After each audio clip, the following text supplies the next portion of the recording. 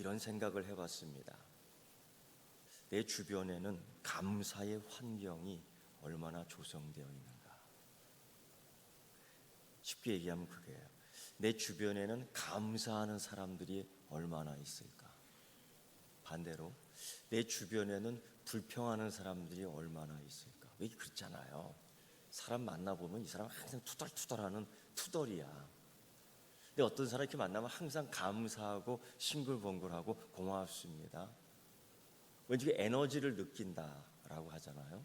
근데 어떤 사람은 만나면 기가 빨린다고 하잖아요. 그런 경우가 있습니다.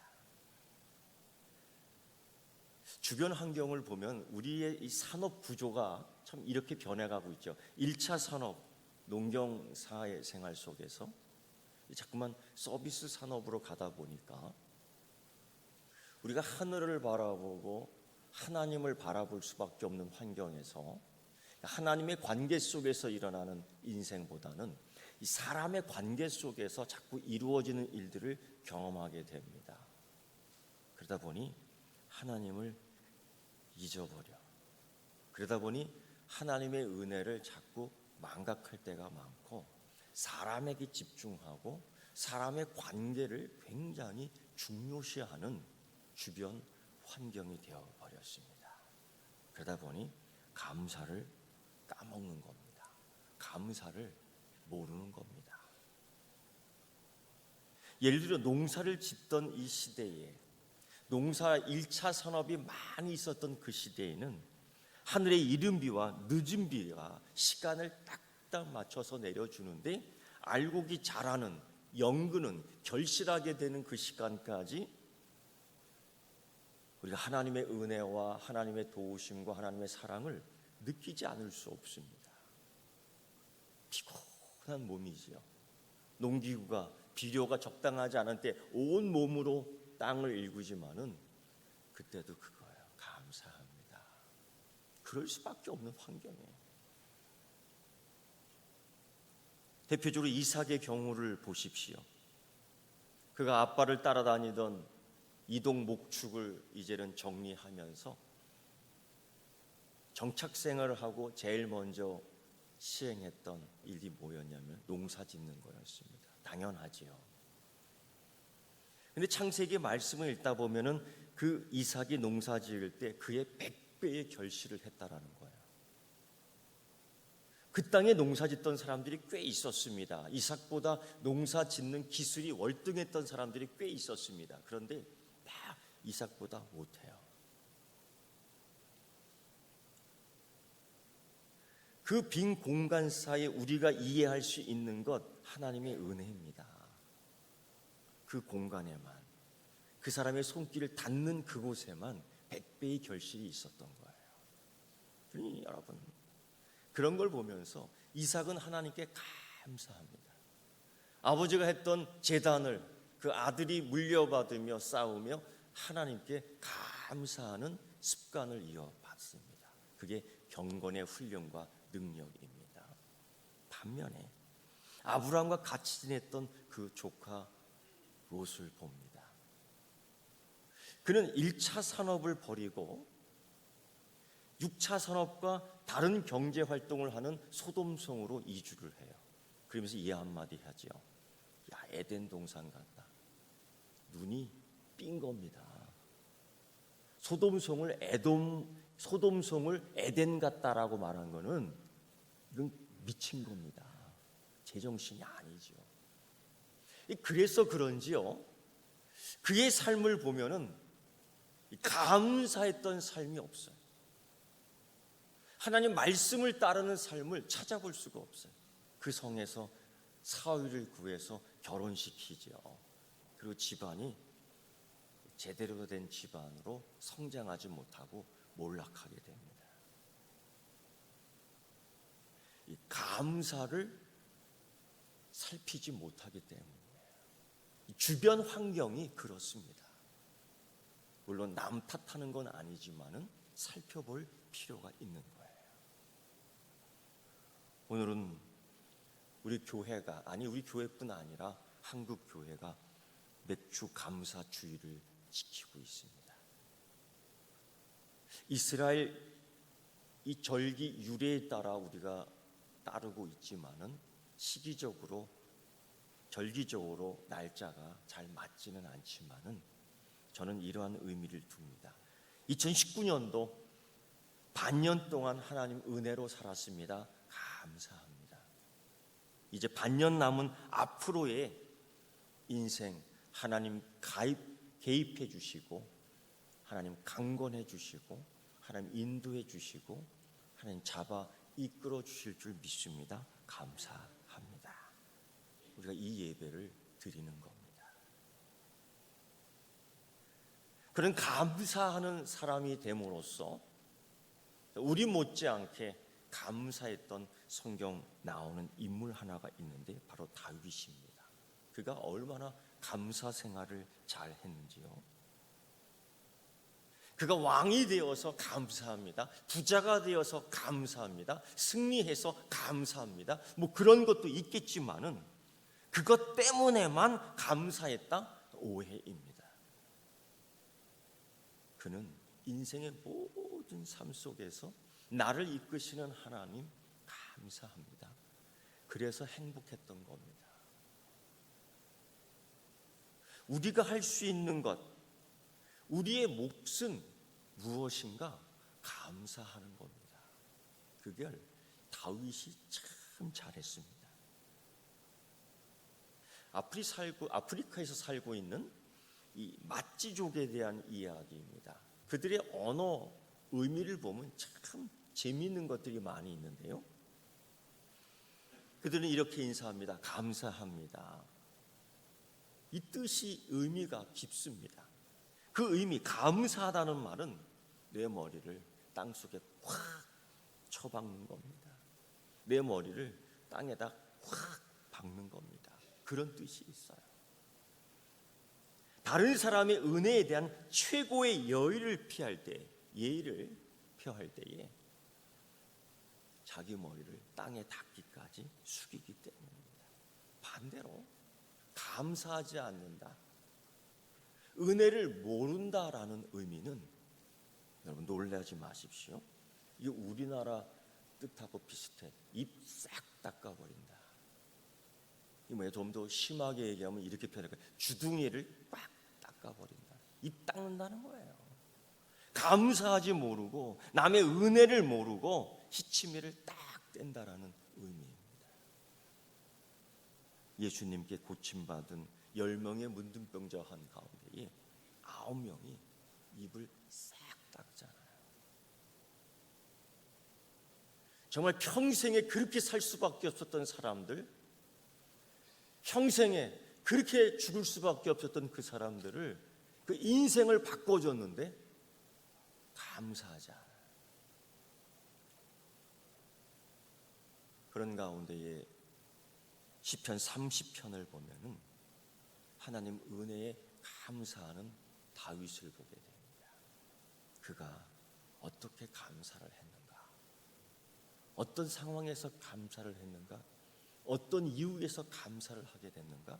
살펴보면은 여러분 우리의 삶하고 다르지 않습니다.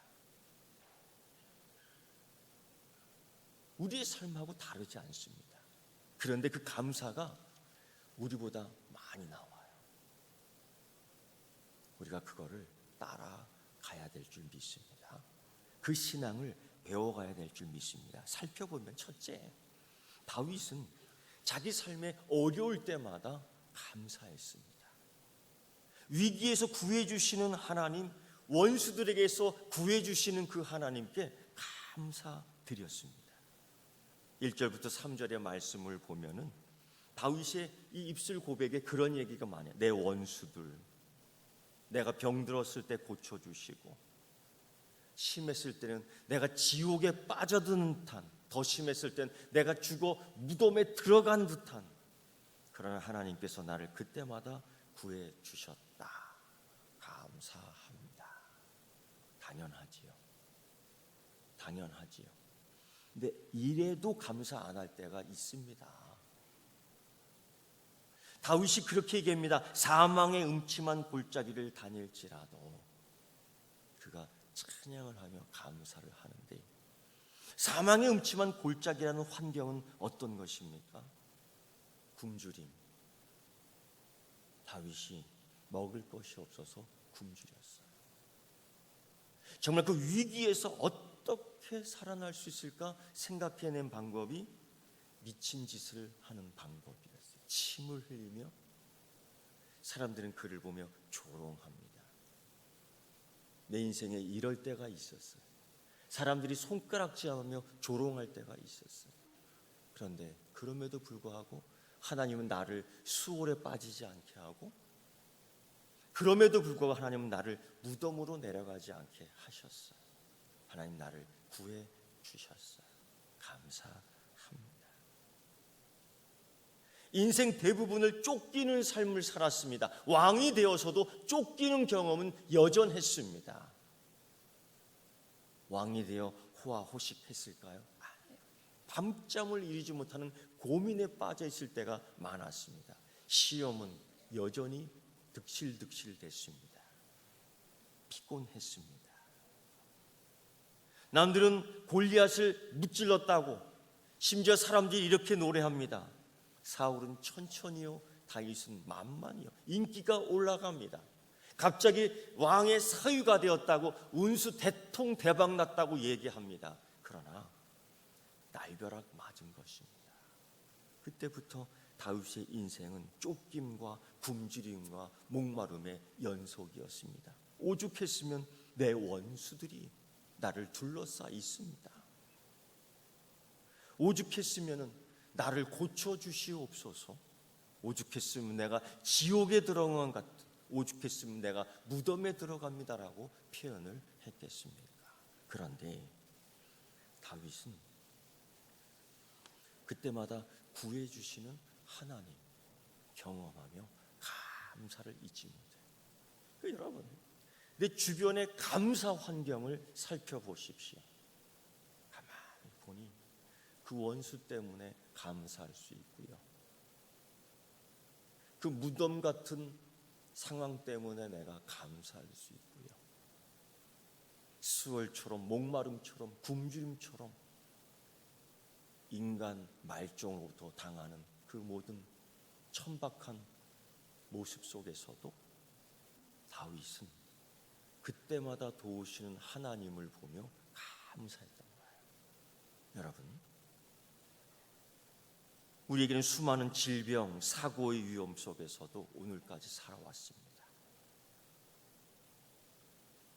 이 시간에 내가 감사하는 환경을 내게 한번 만들어 보십시오. 우리 그리스도인들이 가장 많이 부르는 찬송가를 조사해 봤더니만 찬송가 305장 이 찬양이에요. 혹시 아세요? 나 같은 죄인 살리신 주 은혜 놀라와, 여기까지. 그걸 참 많이 부른다는 거예요. 주 은혜 놀라와, 그것만 생각하면 감사한 겁니다. 다윗이 그러한 것에, 하나님의 감사에 아주 민감해요. 두 번째, 다윗은 또 언제 감사를 했냐면 자기 자신의 교만을 하나님이 치실 때 너무 감사한 거예요. 하나님 나를 치신다. 하나님 나를 징계하신다. 왜? 여러분, 교만은 패망의 선봉이에요. 교만은 넘어짐의 앞잡이에요. 그래서 교만을 가만히 내버려 두면 망하게 돼 있어요. 교만을 가만히 내버려 두면은 넘어지게 돼 있어요. 이스라엘 유다의 10 왕기들을 보면은, 정말 악한 왕들, 교만한 왕들을 보면은 하나님이 가만히 내버려 두는 것 같아요. 그래서 7편, 10편, 73편의 말씀을 보면은 그 시편의 기자가 가슴을 치며 이렇게 한탄하는 기도를 해요. 하나님, 왜 교만한 자가 흥합니까? 왜 교만한 자가 잘 됩니까? 막 이러한 고민을 얘기해요. 근데 여러분 그렇지 않아요. 하나님이 유기해 놓는 겁니다. 하나님 냅두는 거예요. 왜? 교만은 패망의 선봉인데, 교만은 넘어짐의 앞잡이인데 가만 놔둬도 넘어지게 돼 있어요. 망하게 돼 있어요. 그걸 열왕기에서 다 보여줘요. 다윗도 그런데 그 일생을 보면은 교만해질 때가 있었습니다. 거만해질 때가 있었습니다. 다윗의 일생을 전기, 중기, 후기로 나누어 보면은 확연히 다릅니다. 다윗의 어린 시절을 보면 집안에서 존재가 없었던 아이였습니다. 심지어 저녁 식탁의 자리에 초대받지 못한 손님이에요. 걔는 있어도 되고 없어도 되는 존재. 이게 다윗이야. 그런 존재를 하나님이 부릅니다. 구원어의 부름, 순종으로의 부름, 사명으로의 부름으로 불러요. 그러면서 하나님의 은혜 가운데 커가는데 남들이 하지 못한 일들을 거뜬히 해냅니다. 골리앗과 싸우면서 그가 입에 담은 노랫소리를 한번 들어보십시오. 다른 사람들은 무서워 떨 때에 너는 칼과 창과 단창으로 내게 오거니와 나는 만군의 여호와의 이름, 하나님의 이름으로 너희에게 나아간다. 담대하게 얘기해요. 오늘 너를 여호와께서 나에게 맡겼다라는 담대한 믿음이 있어요. 여호와의 구원하심이 칼과 창과 단창에 있지 않다. 전쟁은 여호와께 속하였다. 그 입술을 보면은, 그의 믿음을 보면 오직 여호와 하나님께 집중되어 있습니다. 그러니까 교만해질 수가 없는 거예요. 여호와 하나님께 집중. 이런 다윗이 사무엘하 11장과 사무엘하 마지막 장 24장에 가보면은 하나님이 주신 것들 갖고, 하나님의 것들을 갖고 교만에 빠져요. 불륜을 저지르는데 하나님이 주시는 권력을 가지고 교만에 빠져요. 권세를 주시고 흥하는 부흥의 역사를 주셨는데 하나님의 것들을 가지고 인구 조사를 하며 자기 자신을 뽐냅니다. 이게 교만이에요. 자기를 뽐냅니다. 하나님의 것들을 가지고, 하나님의 것 돈으로, 하나님의 것 물질로, 하나님의 것 권력으로, 하나님의 것 건강으로, 이런 것 가지고 계속 자랑하는 거예요. 이때 하나님이 치어요. 그리고서 다윗이 이렇게 노래한 겁니다. 그의 거룩함을 기억하고 감사하라. 망각할 때가 있는 거예요. 자기 자신을 뽐내고 싶을 때, 이 권력을 남용하고 싶을 때, 이 물질을 가지고 다른 것 사용하고 싶을 때, 이 건강을 가지고 다른 짓거리 하고 싶을 때에 성도들아 여호와를 찬송하고 그의 거룩함을 기억하고 감사하라는 거예요. 그리고 그렇게 얘기하죠. 그의 노염은 잠깐이요. 그가 경험한 하나님의 노염이라는 게 어떤 것이었습니까? 그가 하나님의 노여움을 받을 때에 그 노여움은 잠깐이었다. 왜? 그 노여움의 효과는 무엇입니까? 나를 하나님에게로 돌아오게 하는 거예요. 하나님의 노여움을 진지하게 받아들이고 회개할 때에 그 은총은 영영하다라고 다윗이 고백하며 감사합니다. 다윗도 죄 무서운 줄 모르고 죄 지을 때 있었습니다. 하나님의 왕국, 하나님 주신 이 왕국, 하나님의 은혜로 만들어진 이 왕국에 대하여 그는 자기 것인 마냥 권력으로 모든 것들을 통치하려고 했던 거예요. 이게 교만입니다. 세상의 논리가 딱 그런 건 아니지만은 그게 통해요. 뭐냐면은 돈이 권력이 되는 것, 학벌이 권력이 되는 것, 건강이 권력이 되는 것, 이 모든 것들이 하나님에게 집중하지 못하는 신본주의에서 벗어나게 하는 세상의 주의에 빠져들게 하는 거예요. 이게 교만이 돼요. 그래서 자기가 갖고 있는 권력, 아니 하나님의 것을 가지고 백성을 보호해야 되는데 그와 불륜을 저지르고 자기에게 충성하는 충신을 알아보지 못하고 전쟁터에서 죽게끔 만들고 하나님이 주신 이 모든 것들에 대하여 제대로 감사하지 않고 자기 거로 뽐내는, 그래서 하나님에게 징계를 받는데 이때도 깨닫고 감사해. 하나님의 노여움에 대해서 진지해. 왜? 그때 깨닫는 거예요. 교만은 가만히 끝까지 유기하게 될 때 패망할 수밖에 없지만 하나님이 나를 쳐서 깨닫게 하시니, 나로 돌아오게 하시니 하나님 감사합니다. 그래서 그 입술에서는 항상 찬양이 나왔어요. 그때도 이 주변을 보며 하나님께 감사하는 것들을 살필 수 있는 신앙의 훈련이 돼 있던 거예요.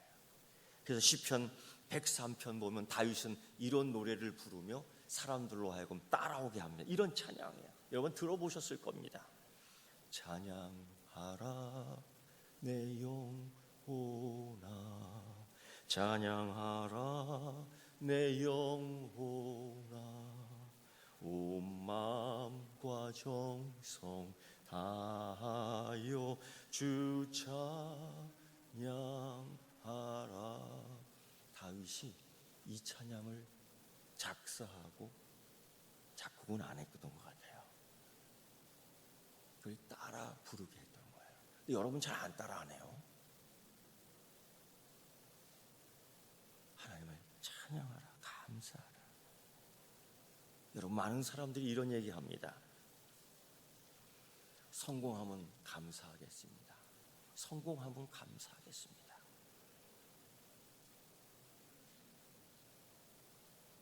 많은 분은 아니지만 어떤 분들이 그런 얘기를 제게 했어요.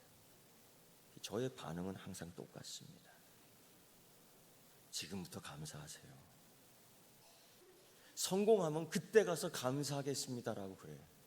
저는 그렇게 얘기해요. 지금부터 감사하십시오. 왜요?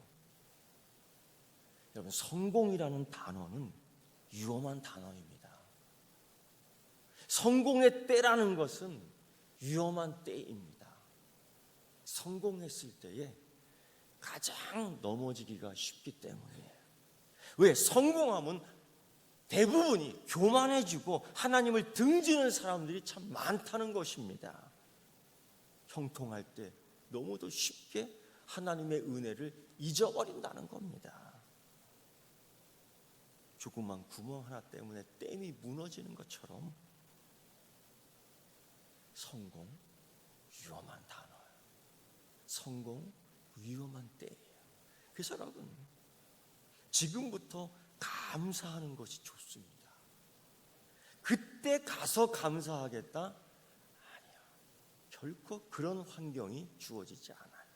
지금부터 감사하는 것이 하나님의 은혜를 잊지 않는 좋은 방법 가운데 하나입니다. 웃은 이야기가 있습니다. 어떤 한 부인이 차를 타고 가는데 갑자기 차에 기름이 거의 떨어진 거예요. 빨간불이 반짝반짝반짝 빛납니다. 불안해요. 주유소를 찾아보니 주유소가 없어. 안 보입니다. 그 부인이 나중에 이야기하는데 옆에 있는 사람들이 그렇게 얘기했어요.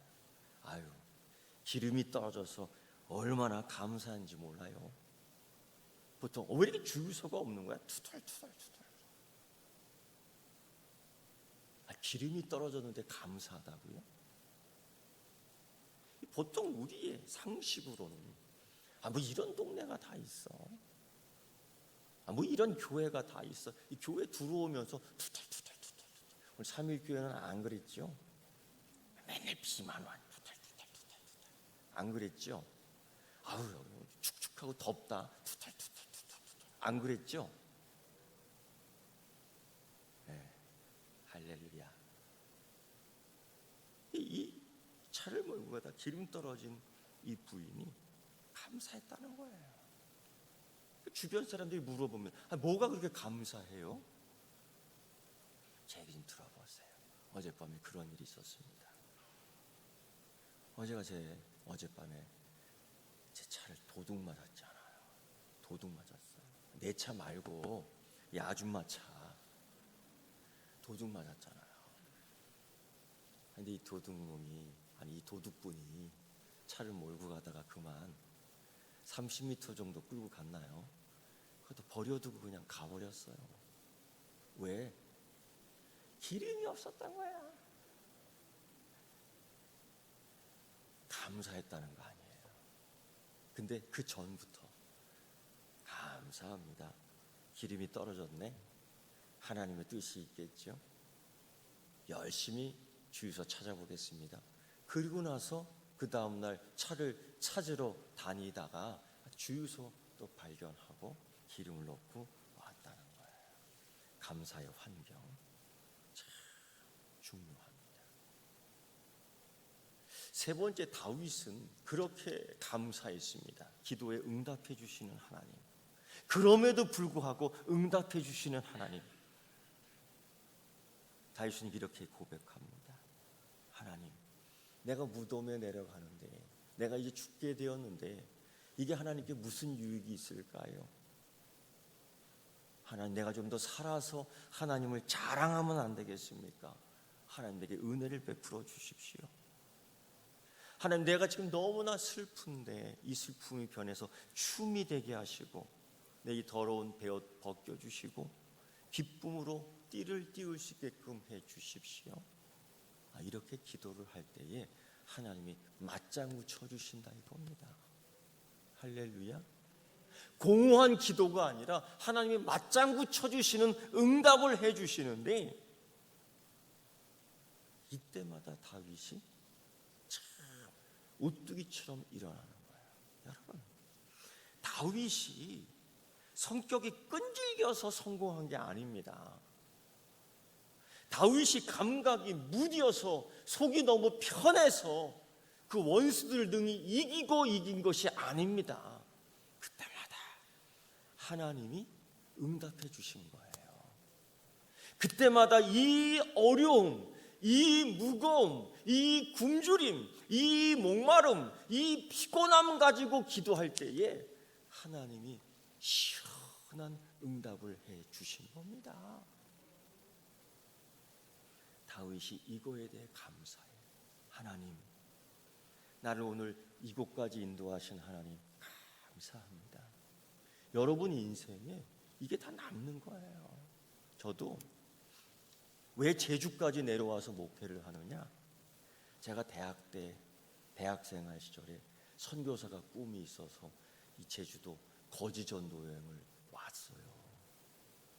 여러분은 그래도 밥 해주는 사람이 있지, 아침에 나갈 때 보니까 뭐 음식 싸서 주지 한 번도 나를 준 적이 없어. 또 가다가 어떤 사람 보니까 아침부터 냉커피 이렇게 사갖고 마시더라. 내가 안 보는 것 같지만 다 사진 찍어갖고 우리 교인들이 나한테 보내. 알기나 해요? 다 보내. 근데 저는 그때 우리 거지전도 여행을 했으니까 밥 해주는 사람 없어요. 서로 감시들 하는 거야. 거지니까 어디 가서 커피를 사 먹고 어디 가서 찐빵을 사 먹고 호빵을 사 먹어. 있을 수 없어. 근데요, 너무 감사한 거예요. 하나님, 전도하다가 굶어 죽겠어요. 하나님, 전도하다가 정말 피곤해 죽겠어요. 그런 기도가 막 나오는 거예요. 근데요, 그 당시에 뭐 예수 믿는 사람이 많이 없어. 지금도 없지만은 어떠세요? 부르는 거예요. 아유, 예수 믿는 사람들이구나. 하면서 우리 집에 지금 식당을 하는데 와서 먹으라고. 그 인원수가 뭐 한두 명이요. 조 나눠서 가는데 한 15명, 20명 되는 거예요. 근데 여러분, 괜찮은데 하면서 들어가는 거야. 그래서 하루에 한 끼 먹어 감사하는 거예요. 그때 이런 찬양이 나오더라고요. 그때 이런 찬양이 나와. 내 영혼이 은총 입어 중한 죄짐 얻고 보니. 중한 죄짐이 그때 막 배고픔이야. 그때는 슬픔 많은 이 세상도 천국으로 와. 한 끼 먹는데 천국이 되어버리더라고. 한 끼를 먹는데 천국이 돼. 여러분, 따지고 보니 내 인생에 하나님의 응답이 얼마나 많았습니까? 응? 그러니까 들어올 때 감사해야 돼요. 아니, 걸어올 때부터 감사해야 됩니다. 추운 날에는 추운 날 감사하고요. 더운 날에는 더운 날 감사하고요. 목마른 날은 목마른 날 감사하고요. 그래서 그 감사를 잊지 않아야 돼요. 사랑하는 성도 여러분, 하나님은 그 기도에 응답해 주시는 줄 믿습니다. 다윗의 일생뿐 아니라 우리의 일생을 봐서도 그게 다 이루어져요. 1990년도에 그 여자 농구 대잔치가 있었습니다. 그때는 인기가 되게 많았습니다. 지금은 조금 시들시들한 것 같아요. 그때 한 팀이 있었습니다. SKC라고요. 근데 이 팀이 이렇게 잘하는 팀은 아닙니다. 맨날 패해요. 이기려고 해야 되는데 싸웠다 하면 져요. 그대에 2번이나 연거푸 패해버려서 이제 낙방하는 팀이 돼버리는데, 근데 이상하게 쓰러질까 하면 일어나고 쓰러질까 하면 일어나서 결국 어디까지 가느냐? 결승까지 갑니다. 이상한 팀이에요. 근데 이 결승에 붙은 S팀은 너무 강한 팀. 그래서 일반인들이 보더라도 실력과 능력을 보면은 이 SKC 팀이 이길 수 없는 상대예요. 많은 스포츠 전문가들이 이 팀은 질 거라고. 예, 맞습니다. 이길 수 있는 확률이 거의 없어요.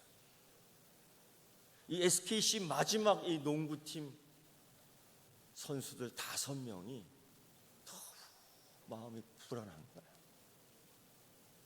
감독도 그렇고 코치도 그렇고 뭐 해줄 말이 없어요. 열심히 합시다. 그리고 뭘 했는지 알아요? 열심히 합시다. 그리고 뭐 했는지 알아요? 기도합시다.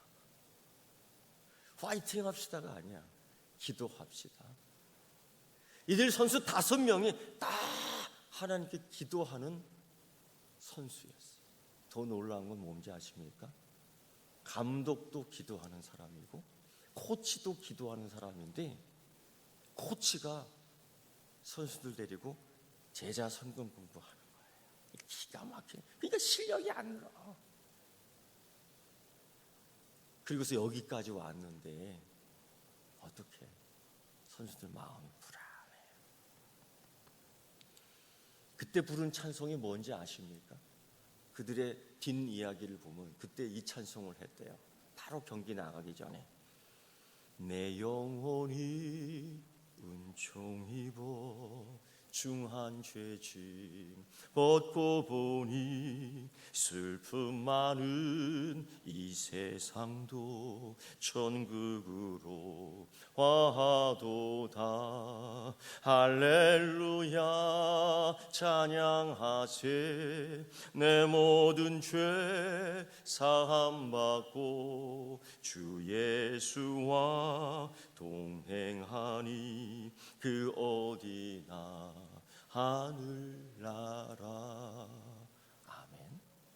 이 찬양을 했다는 거예요. 얼마나 무거운 짐이겠어요. 살면서 이 중한 죄짐이 우리 살면서 병으로 얼마나 무거운 짐이 돼요. 살아가면서 청년들의 이 앞날 위기, 우리 미래가 얼마나 무거운 짐이 돼요. 살면서 자녀들의 문제가 얼마나 무거운 짐이 돼요. 살면서 경제적인 문제가 얼마나 무거운 짐이 돼요. 살면서 주변 환경이 답답한 것들이 얼마나 무거운 짐이 됩니까? 그런데 그것 때문에 수월에 들어가고 무덤에 들어갈 뻔하지만은 다윗은 그때마다 응답하시는 하나님께 감사한 거예요. 중한 죄짐 벗고 보니 슬픔 많은 이 세상도 하나님 나라였다. 감사합니다. 사랑하는 성도 여러분, 우리의 삶이, 우리의 인생이 다윗과 다르지 않습니다. 다윗의 인생의 삶이 우리와 다르지 않습니다. 다 같아요. 중요한 것은 감사의 환경을 살피라.